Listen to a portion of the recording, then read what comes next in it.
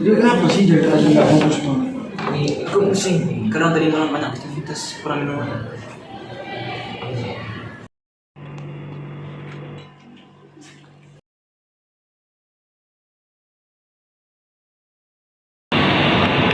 Ayo, Rizal, kamu kan minum kopi setiap hari. Kamu tuh baik kok tubuhnya. Buktinya aku baik aja kok. Ayo.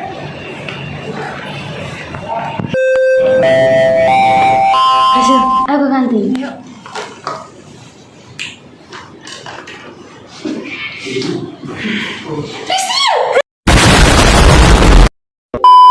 Selamat pagi Kak, saya mau tanya-tanya sebentar ya Kak. Baik, Saya mau tanya dulu pertamanya namanya kakak sama prodinya apa kalau boleh tahu. nama saya David Binsar dari Prodi D3 Fisioterapi dari Buddha 2. Nah, di sini kita mau tanya kira-kira per hari kakak ini habis berapa liter air tiap waktu olahraga atau aktivitas sehari-hari lah kalau boleh tahu.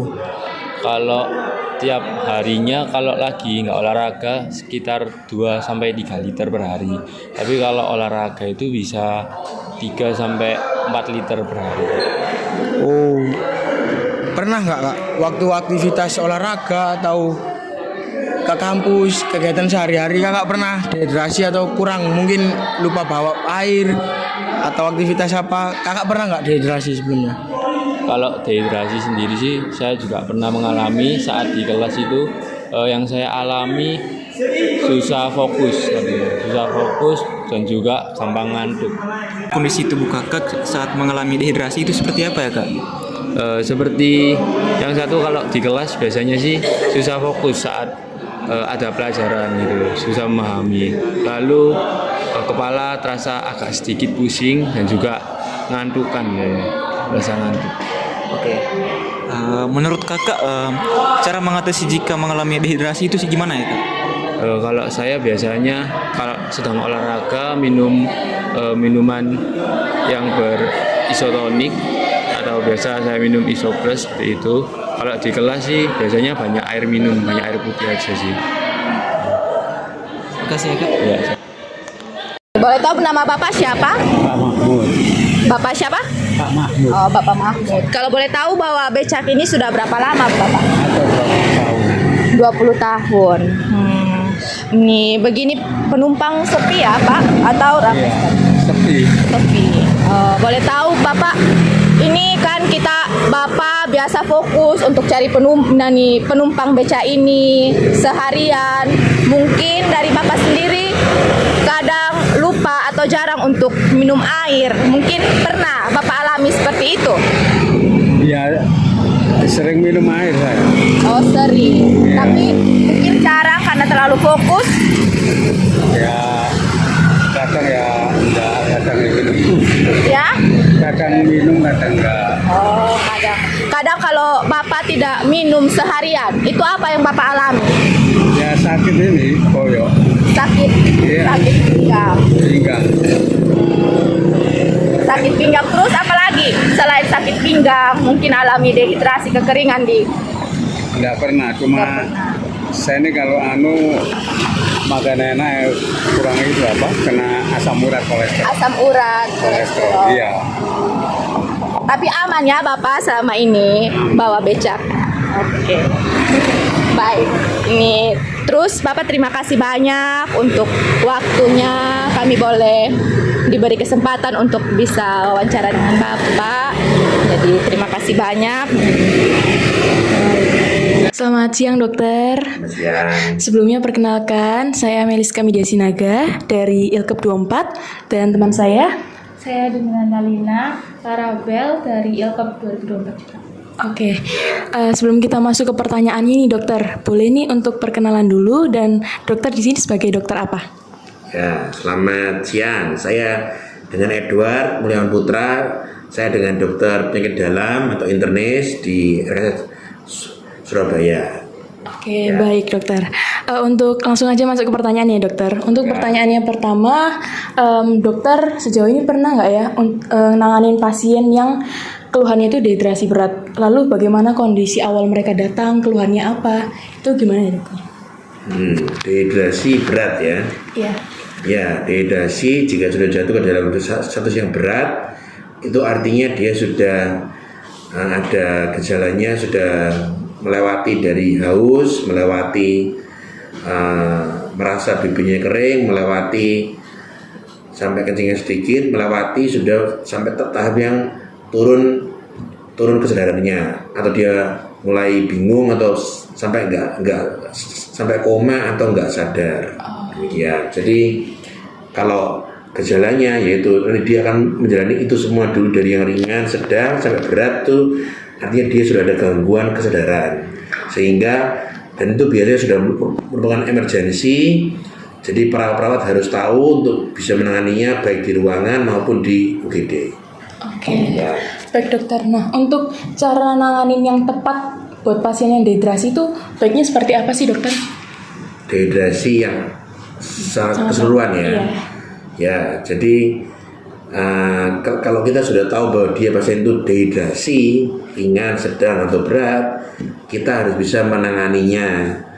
Pertama-tama kalau dia dehidrasi ringan saja, mungkin seperti contohnya waktu mungkin tugas baksos seperti di kebaktian, di misa, atau mungkin di tugas di upacara, mungkin itu sering ada pasien yang dehidrasi ringan.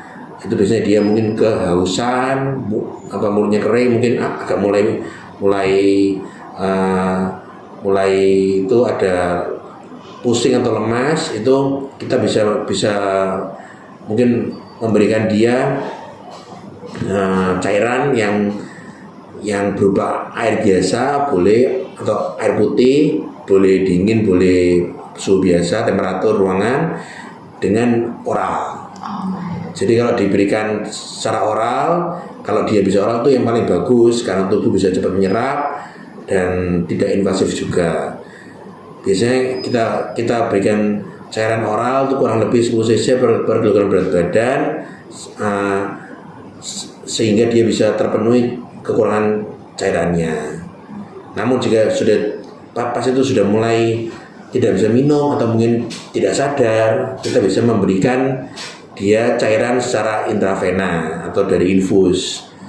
Itu biasanya jika pasien tidak ada gangguan jantung, gangguan ginjal, tidak ada gangguan albumin, dan usianya cukup di bawah 50 mungkin, itu bisa diberikan cairan awal sebanyak 20 hingga 30 cc per kilogram berat badan dalam 1 jam, dan dilihat bagaimana responnya.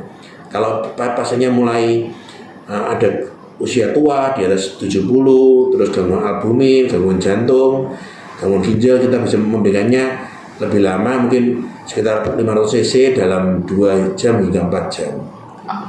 Ya, silakan. Nah, dengar-dengarnya dokter, kenapa kebutuhan cairan orang yang berolahraga sama yang nggak berolahraga itu beda gitu?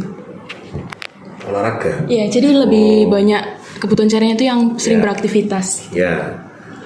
Terus jadi untuk kebutuhan cairan itu pasien yang sehari-hari biasanya orangnya biasa yang normal beraktivitas itu pasti juga bisa kehilangan cairan yang nggak disadari. Itu namanya invisible water loss atau IWL. Itu dia biasanya kehilangan kurang lebih 10 cc per kilogram berat badan. Itu dari uap nafas, dari keringat gitu. Lah itu dari kalau pasien itu beraktivitas, apalagi di tengah udara Surabaya yang lagi panas kayak sekarang ini, dia justru akan menambah jumlah cairan yang keluar, baik dari keringat, baik dari uap nafas.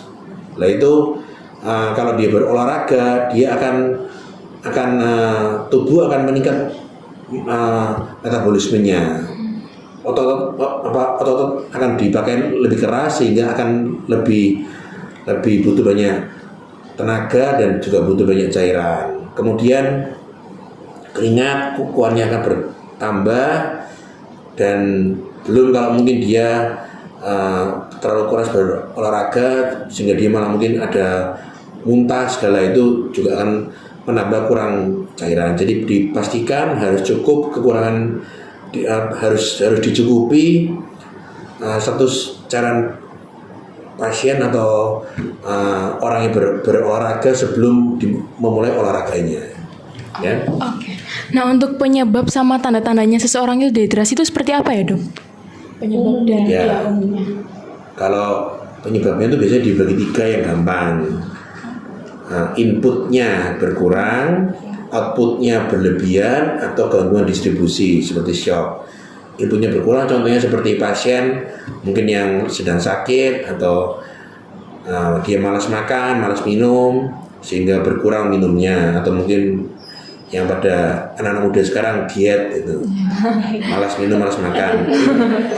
Terus habis itu output bertambah, contohnya seperti pasien diare, pasien itu yang mungkin banyak aktivitasnya olahraga, atau juga bisa pasien yang pendarahan, baik dari pendarahan traumatis atau pendarahan non trauma seperti ibu melahirkan atau yang lain. Terus distribusi itu biasanya pada pasien dengan shock, itu contohnya seperti pasien yang sudah opname terus terjadi shock septic, terjadi shock anafilaktik, itu terjadi gangguan distribusi karena perpindahan cairan di dalam pembuluh darah intravaskular keluar ke interstisial, itu juga bisa terjadi dehidrasi. Terus yang kedua apa? Tanda-tanda dehidrasi. Tandanya kalau dehidrasi awal itu biasanya pasiennya mulai rasa haus, itu kalau yang pasien yang masih muda dengan bertambahnya usia tua itu akan berkurang saraf yang bisa merasakan rasa haus itu, sehingga pasien tua lebih rentan terhadap dehidrasi. Terus bibir dan mukosa akan kering karena tubuh akan menyerahkan berbagai organ penting dulu seperti otak dan jantung. Kemudian kencing juga akan berkurang dan akan berwarna seperti teh kuning pekat, lalu diikuti dengan jantung jadi berdebar, tubuh akan berusaha meningkatkan heart rate supaya bisa tercukupi cairan di seluruh tubuh, hingga pasien mulai ke penurunan kesadarannya, baik dari mungkin cuma pusing terus mengantuk sampai tidak sadar atau koma. Ya. Oke, untuk pertanyaan selanjutnya bisa dilanjuti sama teman saya, Dokter. Ya, silakan. Pertanyaan selanjutnya yang ditanyakan adalah apakah minuman kemasan bisa mengatasi dehidrasi sama seperti air putih pada biasanya atau tidak? Mohon dijelaskan. Ya, minuman kemasan itu kan biasanya yang dijual secara komersial itu mempunyai sifat supaya populer dan banyak dibeli orang. Biasanya dia mempunyai sifat enak di lidah, biasanya manis, asin, atau sedap, dimana itu ada banyak bahan-bahan yang ditambahkan di situ. Nah, beberapa minuman kemasan yang terlalu manis atau jumlah gula terlalu banyak itu malah kurang bagus untuk pertama dalam dehidrasi, oleh karena rasa manis akan membuat tubuh merasa tambah kehausan karena menarik air cairan dari mukosa di permukaan tubuh ke dalam sel, sehingga tubuh malah tambah terasa haus. Jadi sebaiknya untuk pertama kali diberikan air putih saja. Ya. Terus berikutnya pertanyaannya itu, baik tidak sih misalnya mengonsumsi kemasan saat dehidrasi? Minuman kemasan itu maksudnya kayak terlalu berlebihan. Iya, gitu, kayak teh pucuk gitu. Ya, jadi setiap sehari itu minumnya teh pucuk terus gitu, Dok. Apakah itu baik? Ya. Jadi tanpa menyebut merek, jadi kalau minuman yang terlalu manis itu biasanya ada standar kecukupan dalam untuk diminum atau dimakan dalam sehari. Biasanya sekitar 2 hingga 3 botol per hari itu adalah maksimalnya. Jadi jika diminum atau dikonsumsi terlalu banyak, tentu saja akan membuat isinya selain cairan juga berisi gula dan berbagai bahan-bahan pengawet, itu yang mungkin jika dikonsumsi terlalu banyak oleh pasien akan tidak baik juga, terutama jika dia sudah mempunyai gangguan gula atau diabetes, itu mungkin akan membebani kerja tubuhnya. Jadi ya sebaiknya untuk minuman berkemasan itu diminum secukupnya saja dan sesuai dengan standar kecukupan gizi sehari, di mana tiap orang berbeda. Ya. Kayak minuman isotonik itu bagus nggak ya, dokter, kalau misalnya dehidrasi mengkonsumsi isotonik? Minuman isotonik itu dibuat ditambahkan zat-zat seperti garam-garam yang biasanya ada di dalam tubuh, garam darah seperti natrium, kalium, klor, magnesium itu ditambahkan yang biasanya tidak ada di dalam cairan biasa. Nah, itu prinsipnya meniru cairan rehidrasi oral atau oral rehydration solution. Kalau di sini, kalau di Indonesia namanya Oralit. Itu meniru seperti itu. Namun seperti yang tadi saya juga sampaikan, karena sifatnya komersil atau supaya laku, supaya laris dibeli, dia akan menambahkan rasa enak, rasa nyaman yang bisa dicari oleh pasien. Contohnya seperti rasa manis, mungkin rasa buah-buahan atau rasa lain-lain. Itu jika targetnya adalah pasien dewasa muda yang sehat, mungkin tidak masalah. Namun jika pasiennya sudah ada usia lanjut, ada gangguan gula, mungkin itu bisa menjadi masalah jika minuman isotonik itu. Jadi ya sekali lagi untuk penanganan awal sebaiknya tetap dengan air putih biasa, ya. Terus nih dok, kalau misalnya tiap orang tuh harus konsumsi air selama sehari tuh berapa liter sih atau berapa gelas per harinya? Jadi kan ini kalau kita bicara orang-orang yang kalau di Indonesia kan antara 50 hingga 70 kilo berat badannya, itu biasanya perlu mengkonsumsi air kurang lebih antara 1.500 hingga 2.500 cc per hari. Itu yang wajib dikonsumsi, dan mungkin bisa bertambah jika pasien itu mungkin sering berolahraga atau sering tugas di luar kalau suhu panas, atau mungkin pasiennya malah sedang sakit, mungkin sedang panas, demam, di mana tiap demam juga bisa meningkatkan kebutuhan cairan 10%, ya. Oke, baik, segitu dulu aja dokter untuk pertanyaannya. Terima kasih ya dokter untuk kesempatannya. Sama. Sekali lagi terima kasih dokter. Ya, terima kasih. Ya, semoga mantu ya. Iya. Ya.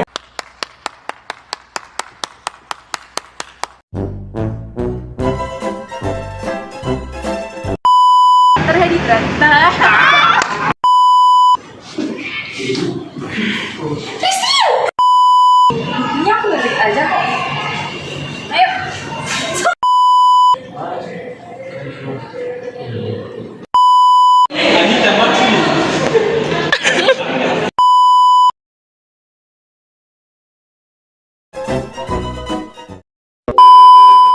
Jangan tunggu haus datang, minum air putih sekarang untuk menjaga tubuh tetap terhidrasi dan bugar. Air putih, teman terbaik kesehatanmu.